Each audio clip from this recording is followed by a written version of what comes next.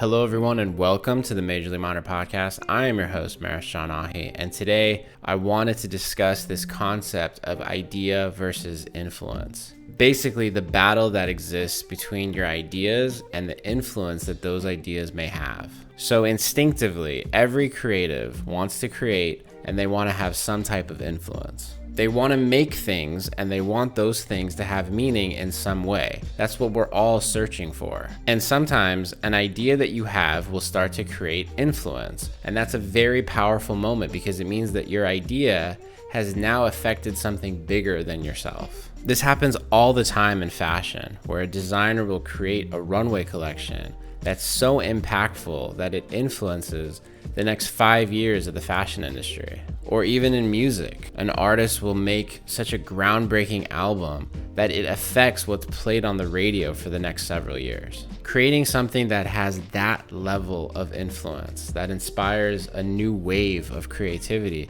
that is something that creatives can only dream of. But what happens when the influence gets too close for comfort? Meaning, what happens when your idea actually gets copied or used in some way?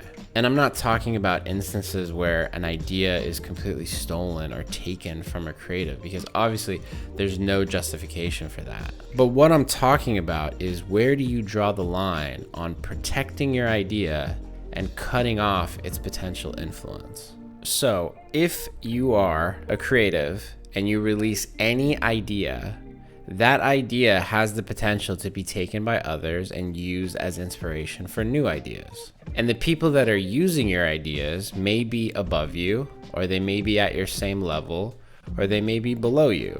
And over time, the new ideas that are created may reference your original idea. And now, all of a sudden, you've created something with influence. So while this is taking place, you as a creative need to decide if you want to protect the original idea or if you're okay with the idea being used by others. Because once you cut off one of those chains of influence, then it no longer has the ability to keep spreading.